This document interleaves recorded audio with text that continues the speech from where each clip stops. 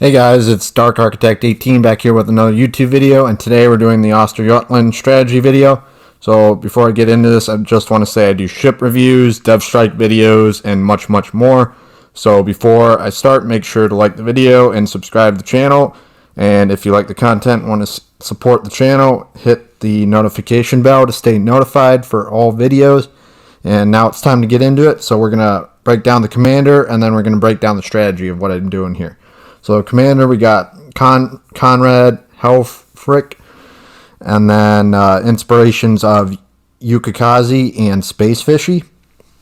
So for our skills for the main commander, Conrad, we have No Fly Zone, Look at Me Now, Back in Stock, Reaching Out XXL, and Fully Packed.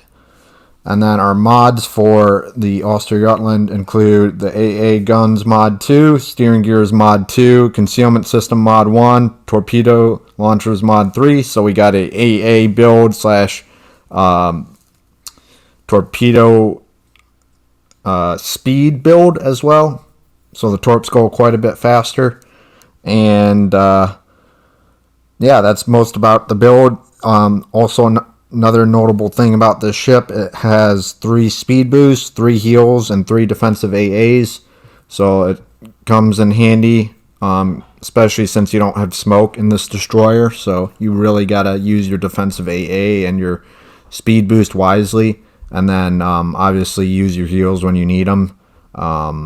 If you're in like a gunboat to gunboat gunfight, which I wouldn't suggest outright, but if you have to, you can do it. You have 2.3 second reload for the main guns, and torps go 13.5 kilometers, and they have an 89 knot speed on this.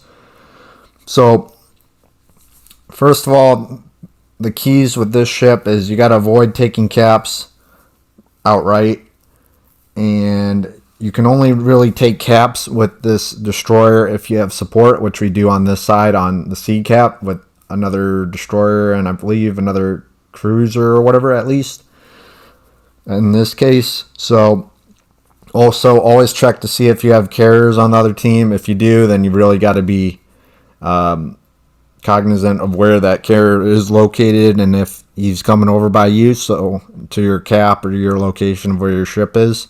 And you need to really kind of consider, can I handle this amount of spotting or this amount of damage that I'm probably going to receive from the enemy battleships, cruisers, or whatever. Because typically whenever the enemy sees a destroyer, they usually take it out ASAP, which that's always a good call to do, because that's exactly what I'd do if I was in their shoes. So another thing is you got to use the defensive AA consumable when you have aircraft from the carrier trying to drop on you, or you have other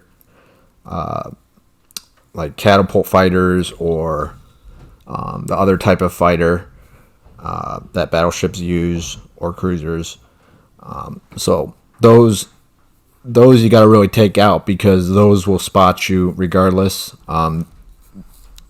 Those 2 types of planes that I just talked about are the ones that don't really last too long, but they're more for spotting torpedoes or just spotting in general for cruisers or battleships. So you got to really take those out.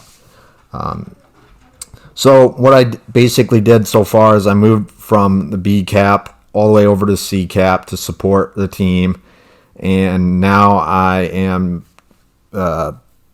taking out this Kansas and this Brandenburg. They're kind of bunching up over there, so I'm going to try to shoot some torps over there.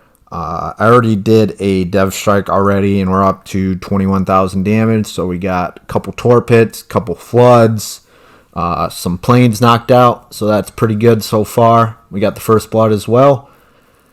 So this ship is pretty fun overall. You just really gotta limit your engagements, so use your torpedoes as necessary as your main I guess attack, essentially way of attacking the enemies, because your guns are good, but you really can't take on a lot. And this is a really good game as to how I do that and how it makes sense to do it. The engagements and when not to do the engagements. So I'm picking on this Brandenburg now. He's being focused by most of the team, and so is that Kansas. So that Kansas is done. I took him out with torpedoes and with my main guns, so I finished him off. So that's a good case when they're lower health enemies and you think you can take them out, and it's not too much of a big deal to go for it.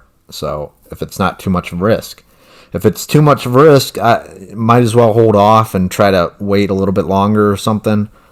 It really depends. So you just got to judge it for what it is and say, can I do this? Can I not? Would this work? And if it isn't, just pick a different time or wait for your team to come support you or use the comms you will and focus on that specific target like the Brandenburg or the Kansas and really kind of go from there. So we're going to be moving over towards A cap, or in between A and B cap now. So we have the carrier left, 2 destroyers, a cruiser, or two cruisers left as well. And we have 2 destroyers, a battleship, a carrier, and a cruiser. So it's pretty even, neck and neck. We have the advantage with the caps. So we have 140 point difference approximately. So a pretty decent lead over the enemies. That's the other thing that I always say is that as a destroyer, your role is to spot and cap, and you're also it's really important to consider what's really going on in terms of the battle. You always got to look up at the map and be like, okay, so I just capped this. What am I going to do next? You got to look ahead to what you're doing, because if you can get a sense as to where the enemy is and spotting them and just getting some intel quickly, then your team will really benefit from that, and they're more likely to win that game when they have the intel that they need. So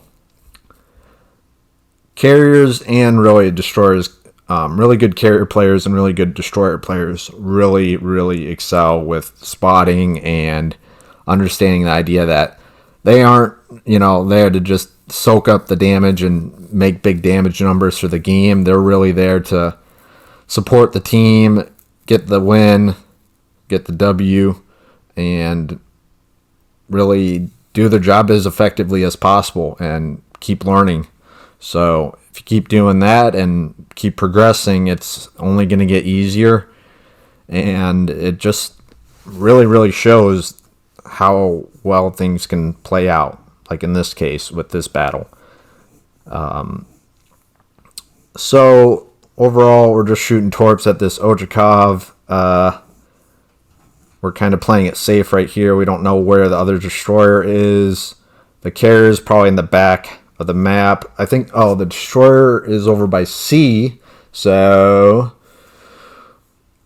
yeah, we're just going to try to pick on this Ostrogotland now that we got torps out. So we're going to try to finish him off, which is a good call. He's on fire. He's almost dead. I believe he's going to start firing at me, so I'm going to start turning or slowing down. Or I might just keep going. But, anyways, I'm going to probably beach here, which looks like. So we're going to back up. We are at 4 kills, I believe. So pretty good game so far. Carrier is towards the back. So the southwest corner of the map looks like, because the planes are coming over that area. There is the Surrey. One of my buddies, he was going to take shot on that, but I asked him if I could get the Kraken in this case, and he's like, yep, go ahead, which I really appreciate that. As long as you get the W and it all works out and, you're helpful to your teammates essentially, then it's a win-win-win all the way across the board. So there's the Kraken. So we got 5 kills. It's not a really big damage game, but we're doing our role exactly as it should, and it's showing really. So we're up 300 points difference. They're going to try to take cap. I am going to try to take the A cap to shift the point differential again. So make sure that our points keep going up by +6. As each cap is +3, I believe. So 2 caps is +6 each every second. Excuse me. So we're going to try to find this carrier. There he is. It's the Lexington. You don't actually see the Lexington too often these days, but yeah, it's an interesting carrier. Probably not one of the most powerful currently, but it's okay. So I'm just going to start firing HE, trying to aim middle of the ship or higher, because the ship profile of the enemy really determines where you're aiming, and that's what I'm doing here. So I'm looking at the carrier deck is quite high, so if I'm shooting mid or higher, I'm getting pretty good damage or potential to set fires, which I'm doing right here. So this guy's on fire, or if he isn't, he's going to be. But yeah, just keep pumping out the rounds and trying to turn in, and yeah, just use the AA now. So the AA for this Ostergotland's got like 6.3 kilometers or something, 6.4. It's really, really good with this build. I built it for AA because it really just made sense to do that, because you don't have a smoke screen to really help you out with this, so it's just really, really tough to have some kind of like backup. Essentially, is your smoke is your go-to on most destroyers, but if you don't have a smoke, you really got to just be really careful, especially with a carrier, and you got to slow down, speed up, do all that kind of stuff, and to mitigate that carrier and kind of throw him off with his bomb run or his torp run or whatever. You got to throw people off with what you're doing, and that'll, they'll shoot somewhere close to you, but not exactly at you if you're maneuvering at different speeds and changing course all the time. So I really hope you guys enjoyed the game. If you're still here, make sure to like the video and subscribe to the channel. We're getting close to 750 subscribers. Really appreciate everyone. Make sure to hit that notification bell to stay notified for future videos going forward. So yeah, actually coming up on 3 years on the channel, so come a long way so far, and yeah, I really appreciate all the support that I'm getting with the channel, and looking forward to what's coming next and helping out the community more with what I'm doing. So currently we just died right there, so just switched to my buddy to see how he's going to finish it off. I was telling him about the carrier and then the destroyer. Destroyer's towards the center. The carrier is towards the edge again, towards that mountain, right around the middle point behind it. So that destroyer is trying to take the B cap, so we're winding down on time for the game. So it's been a pretty good game overall. Hope you guys enjoyed it. This really is a game that showed the strategy for the Ostergotland, and yeah, it was a really good game. 109,000 damage, Kraken, first blood, devastating strike. We also got 3582 XP, which is an excellent game overall. So yeah, it was a great game. Appreciate everyone stopping by, and yeah, let me know if you want me to do some more strategy videos like this, or more map strategy videos. Kind of trying to do more of these anyways, so yeah, just getting to it and putting in the work, and we'll see how it ends. So appreciate it. Thanks everybody. Well,